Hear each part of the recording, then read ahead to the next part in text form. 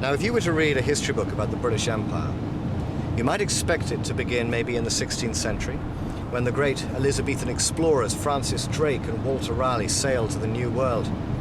Or maybe the 17th century, when the first emigrants left these shores to found colonies in America and the West Indies. But this series is called Timelines, and we believe in taking the long view.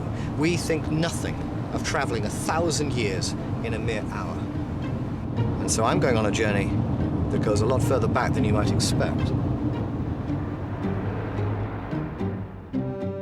I'm traveling west from Liverpool, along the coast of North Wales, and I'm heading back to a very distant century, the late 13th century, to the year 1282 to be exact.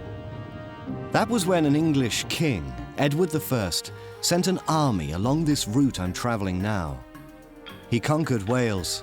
He built castles as symbols of his power, and he shipped in English settlers to exploit this land.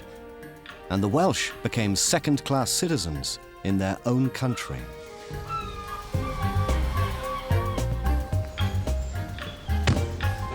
Now, obviously, what happened here can't really be considered a part of the British Empire story.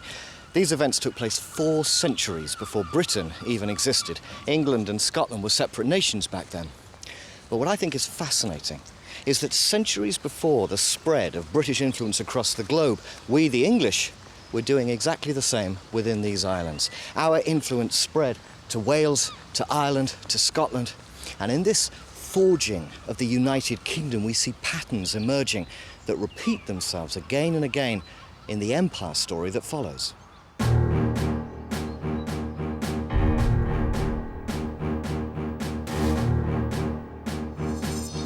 And so the story of England's empire begins with a king, Edward Longshanks, the first Norman king to see himself as English, to speak English in everyday conversation.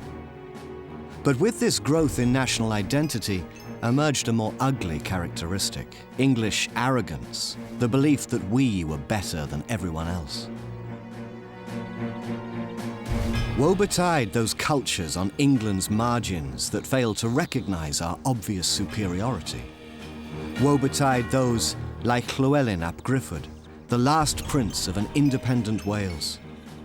Edward demanded his allegiance. When Llywelyn withheld that allegiance, Edward sent in his armies.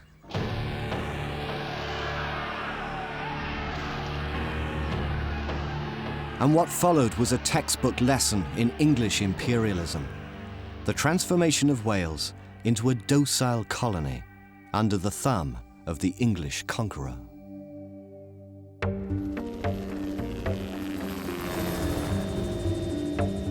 All along the coastline of northwest Wales they stand, Edward's castles, proud symbols of English military might. Harlech, Carnarvon, Beaumaris, Conwy.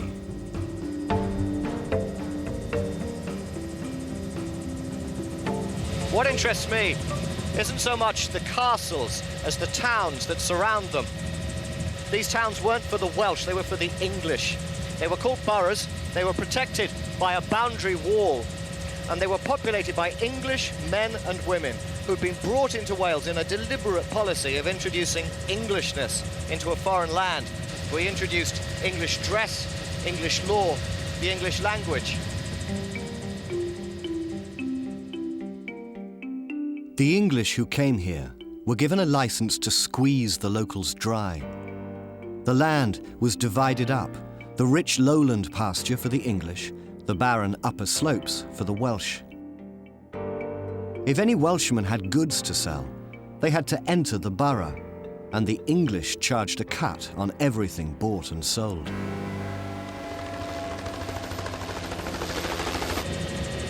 Now what I'm offering here is basically just a model of how empires sometimes work.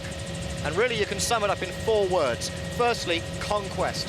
The fact that, yes, of course, behind every imperial adventure, there's the threat of force. Secondly, colonization, the movement of our people into distant lands. Thirdly, commerce, trade, the desire for profit. And fourthly, civilization, the belief that our way of life is better.